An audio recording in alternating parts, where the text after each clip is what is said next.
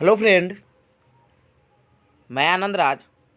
आप सब देखिए, बहुत लोग का रिक्वेस्ट था सर आप मेरिट लिस्ट जो 2022 का जो नियमावली आया है उसमें कैसे मेरिट लिस्ट बनेगा। तो देखिए, एकदम आसान भाषा में बताए हैं कि आप लोग पूरा वीडियो देखिएगा कि 1 to 5 में कैसे मेरिट लिस्ट बनेगा, एकदम एग्जाम्पल के थ्रू समझे कि आपका मैट्रिक में इतना परसेंट है, इंटर में इतना है, ग्रेजुएशन में इतना है, सीटेट में या बीटेट में इतना है, तो फाइनल मेरिट लिस्ट कैसे बनेगा, नया नियमावली जो 2022 में आएगा उसके अकॉर्डिंग कैसे बनेगा समझे। फिर 6 to 8 हो गया, फिर 9th 10th और 11th 12th यानी सबका है। तो ध्यान से पूरा वीडियो देखिएगा, आपको पूरा समझ आ जाएगा समझे, क्योंकि इसमें एकदम आसान भाषा से बताया गया है। फिर देखिए, इसमें एकेडमिक नंबर ज़्यादा महत्व रखता है कि आपका सीटेट का नंबर। देखिए, सीटेट का नंबर ऑटोमेटिक ज़्यादा महत्व रखेगा, क्योंकि 60% आपका सीटेट का नंबर का वेटेज जोड़ दिया गया है समझिए। इतना नंबर है उसका 60% और 40% आपका एकेडमिक समझे। तो मान लीजिए किसी का मैट्रिक इंटर में कम नंबर, पहले के समय में तो कम नंबर आता ही था, आप 2016-17 से पहले देखिएगा, 18-19 से पहले तो उस समय बहुत कम आता था समझे, अभी के रेस्पेक्ट में, तो उनको फ़ायदा हो जाएगा। तो चलिए स्टार्ट करते हैं। देखिए, लिखा है 2022 में बिहार में टीचर का मेरिट लिस्ट कैसे बनेगा समझे। तो पहले 1 to 5 का देखते हैं। तो देखिए, एक चीज़ आपको मालूम होना चाहिए कि बिहार में जो 1 to 5 का जो मेरिट लिस्ट बनता है, तो वो बनता है, आपको मैट्रिक का नंबर लिया जाता है, इंटर का लिया जाता है, F और किसका बीएड या डीएलएड का समझे। और फिर तीनों को जोड़कर क्या कर दिया जाता है कि 3 से बाद जय को लीजिएगा, उतने से भाग दीजिएगा। फिर उसके बाद उसका 40% हम निकालते हैं, क्योंकि एकेडमिक का बिहार में 2022 का जो नियमावली है उसमें 40% ऐड करते हैं। फिर उसके बाद क्या करते हैं हम लोग, सीटेट का 60%। आइए एग्जाम्पल के तौर पर समझते हैं। जैसे यहाँ लिखा हुआ है 1 to 5 का कैसे बनेगा समझे। तो देखिए, यहाँ पर मान लीजिए 10th में मान लीजिए आपका 65% है समझे, किसी का 60% होगा समझे, किसी का 65 होता है, किसी मतलब सबका अलग अलग होता है। तो आपको जितना होगा उसको लिख लीजिएगा समझे। फिर इंटर में जितना होगा उसको लिख लीजिएगा, तो यहाँ पर 74.8% है समझे। फिर उसके बाद बीएड या डीएलएड कुछ किए होंगे समझे, तो उसका आप क्या कीजिएगा, लिख लीजिएगा। यानी तीनों को लिख लीजिएगा पहले समझे, उसके बाद परसेंटेज को लिख लीजिएगा, फिर तीनों को जोड़ दीजिएगा। और देखिए, जय को यहाँ चीज़ जोड़ा जाता है ना, उतना से भाग दिया जाता है परसेंट निकालने के लिए समझे। तो तीनों को क्या कर दिएगा, जोड़ दीजिएगा। तो ये तीनों को जोड़ से क्या करना है, आपको 3 से भाग देना। जैसे मान लीजिए आप लोग ग्रेजुएशन में ऑनर्स का परसेंटेज निकालते हैं फाइनल, तो कैसे निकालते हैं, पार्ट 1 का नंबर जोड़ते हैं, फिर पार्ट 2 का जोड़ते हैं, फिर पार्ट 3 का, और फिर क्या करते हैं, तीनों में 3 से भाग दे देते हैं, जोड़कर 3 से क्या करते हैं, भाग देते हैं। वैसे ही यहाँ मैट्रिक इंटर और ग्रेजुएशन का, जो मैट्रिक इंटर और बीएड के देखिए 1 to 5 में ग्रेजुएशन का नंबर नहीं जुड़ता है, मैट्रिक इंटर और बीएड या डीएलएड तीनों को जोड़े क्या कर देंगे, हम 3 से भाग दे देंगे। देखिए, 3 से जब भाग देंगे ना, तो हमारा आएगा 73.57 समझे। यानी इसको ऐड करेंगे तो कितना आएगा, 73.57। अब देखिए, जब आप 1900 बोल रहे हैं, यानी जो 2020 का नियमावली आया था, तो उसमें था कि मैट्रिक इंटर और आपका बीएड या डीएलएड को जोड़कर वही आपका फाइनल परसेंट बन जाएगा समझे। लेकिन यह नियमावली क्या हुआ कि अब ख़त्म करके 2022 में एक नया नियमावली आ रहा है। इसमें क्या है कि नया नियमावली में क्या है कि एकेडमिक का कितना परसेंट लेना है, 40% लेना है। मैट्रिक इंटर बीएड ये सब क्या है, आपका एकेडमिक होता है समझे। तो देखिए, इसमें 73.57 का कितना परसेंट निकालना है आपको, 40% निकालना है। 40% निकालिएगा तो ये आएगा 29.43 आएगा समझे। यानी आपका एकेडमिक परसेंट कितना हो गया, जो 40% एकेडमिक का 40% आपका कितना हो गया, तो 29.47 हो गया समझे।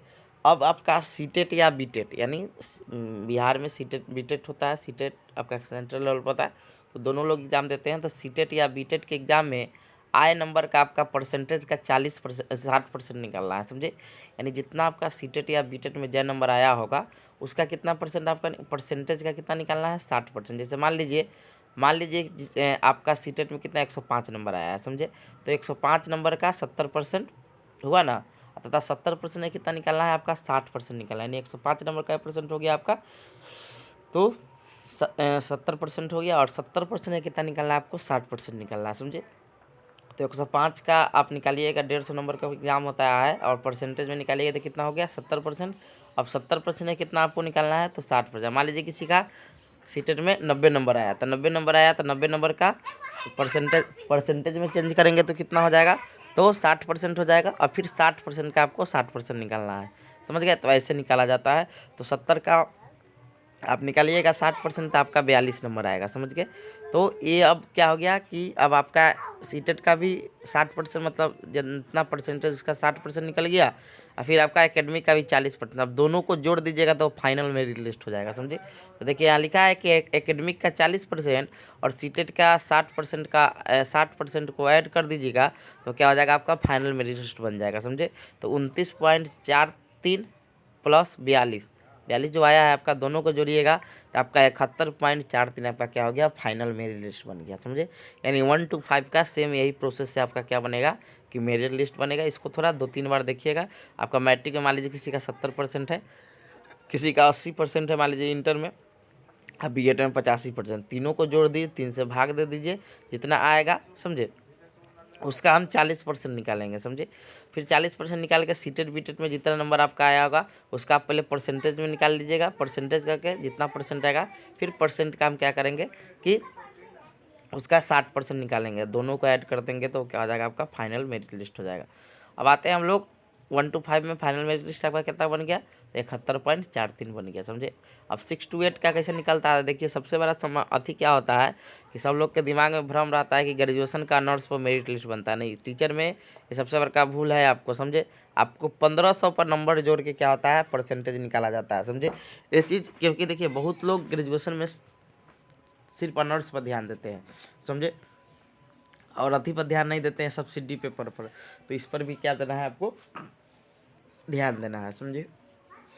लिखा हुआ है 6 to 8 का ग्रेजुएशन का 150 पर परसेंटेज प्लस बीएड का परसेंटेज का योग, उसके बाद क्या 2 से भाग, यानी ग्रेजुएशन का 1500 पर परसेंटेज और बीएड का परसेंटेज का योग कर 2 से भाग दे दीजिए। तो बीए में मान लीजिए 1500 पर 60% है, यानी 900 नंबर 1500 पर जोड़िएगा तो फिर उसके बाद बीएड में मान लीजिए आपका 81.23% है, तो दोनों का जोड़िएगा इतना आ जाएगा आपका 41.2 तक आप काटिएगा तो कितना आएगा आपका 70.1615 हो जाएगा। फिर इसका आप कितना निकालना है तो 40% निकालना है, समझे। जब इसका 40% निकालिएगा तो आ जाएगा आपका 28.24 आ जाएगा, समझे। यानी एकेडमिक का आपका 40% कितना हो गया, 28.24 हो गया। अब सीटेट या बीटेट में 150 नंबर का मान लीजिए आपका 150 आ गया, मतलब सॉरी 150 में आपका 120 नंबर आ गया, तो 150 का 100 में 120 आएगा तो क्या परसेंट हो गया, 80% हो गया, समझे। फिर 80% का आपका क्या निकालना है, 60% निकालना है, समझे। तो यहाँ 120 नंबर का हम क्या करेंगे कि परसेंटेज में इसको निकालेंगे 120 नंबर को, तो 80% आएगा। फिर 80% को हम क्या करेंगे कि इसको 60% निकालेंगे तो 48 हो जाएगा। तो फाइनल मेरिट मेरा हो जाएगा ये आपका 76.24 हो जाएगा, 246 हो जाएगा, समझे। तो फाइनल मेरिट लिस्ट क्या हो गया मेरा, 246 हो गया, समझे। तो अब इतना आप लोग समझ गए होंगे कि मैट्रिक और 1 to 5 का और 6 to 8 का मेरिट लिस्ट कैसे बनता है, समझे। इसमें हमको नहीं लगता है किसी को दिक्कत होगा। इतना में मतलब 1 to 5 में किसका किसका जोड़ना है, मैट्रिक, इंटर, डीएलएड या बीएड, समझे। तीनों को जोड़ कर हम क्या करेंगे कि 3 से भाग दे देंगे, 3 से उसके बाद क्या करेंगे, भाग दे देंगे, जितना आएगा परसेंटेज में उसका क्या करेंगे हम लोग 40% निकालेंगे, समझे। जितना आएगा उसको रखेंगे, फिर उसके बाद सीटेट का जितना परसेंट होगा नंबर होगा उसका परसेंटेज में चेंज कर देंगे, फिर उस परसेंटेज का क्या करेंगे हम 60% निकालेंगे और दोनों क्या कर देंगे, ऐड कर देंगे दोनों का जो आपका 40 और 60 वाला, तो क्या हो जाएगा आपका फाइनल मेरिट लिस्ट हो जाएगा, समझे। 6 to 8 का वो हो गया।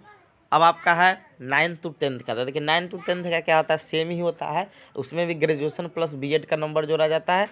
यानी जो 6 to 8 का जो था आपका, जो यहाँ 6 to 8 है ना, लेकिन यहाँ पर सीटेट या बीटेट इसके लिए नहीं होता, इसके लिए स्टेट होता है, समझे। स्टेट होता है तो वहाँ पर आप खाली याद रखिएगा, जो यहाँ सीटेट बीटेट लिखा हुआ है ना, समझे, इसके जगह पर स्टेट लिख दीजिएगा और जितना नंबर आएगा उसका परसेंटेज निकाले क्या कीजिएगा कि उसका 60% निकाल दीजिएगा, तो क्या हो जाएगा आपका मतलब ऐड कर दीजिएगा तो 9 to 10 का मेरिट लिस्ट हो जाएगा। नहीं, वहाँ पर क्या होता है, कुछ नहीं होता है कि उन्हें जो एकेडमिक में क्या क्या जुड़ता है आपका ग्रेजुएशन और बीएड जुड़ता है, समझे।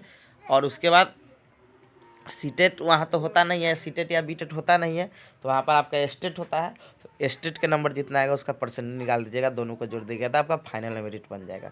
अब 11th-12th का बनता है ग्रेजुएशन के जगह पर क्या होता है, पोस्ट ग्रेजुएट का नंबर लिया जाता है और प्लस आपका स्टेट, समझे। दोनों को जोड़कर आपका मतलब ग्रेजुएशन के जगह पर क्या पोस्ट ग्रेजुएट समझे, प्लस बीएड दोनों को जोड़ के जितना आएगा वो उसका 40%, और फिर जितना स्टेट में आपका होगा उसका 60%, दोनों को जोड़ दीजिएगा तो आपको फाइनल मेरिट लिस्ट बन जाएगा। इतना आप लोग समझ गए होंगे कि कैसे कैसे बनता है, समझ गए। तो सोचे कि आपको समझा देते हैं, क्योंकि ये चीज़ आपको जानना बहुत ज़रूरी है कि फाइनल मेरिट लिस्ट कैसे बनेगा, समझे। और देखिए अगला जो सीटेट आ रहा है, इसमें आप लोग जी जान लगा के तैयारी कर देखेंगे। बहाली तो सीटेट के बाद ही मान लीजिए देगा, तो इसमें ज़्यादा न, मान लीजिए किसी का मैट्रिक इंटर में कम नंबर होगा तो वो लोग का मेरिट लिस्ट कम, क्योंकि देखिए कंपटीशन हाई होते जा रहा है, समझे। और आपके घर अगल बगल में नौकरी लगे तो बहुत अच्छी बात है। मान लीजिए आपके घर से 200 किलोमीटर 250 किलोमीटर दूर लग जाए तो ज़्यादा पढ़ता ही नहीं पड़ रहा है, समझे। तो कोशिश कीजिएगा कि सीटेट में आप ज़्यादा नंबर ले आइए, समझे। सीटेट में आप ज़्यादा नंबर ले आइएगा तो आपके लिए क्या होगा, वो और फ़ायदामंद होगा, समझे। तो सीटेट में आप लोग कोशिश कीजिए, अच्छा से तैयारी कीजिए जिससे आपका ज़्यादा नंबर आए, समझे। Thank you.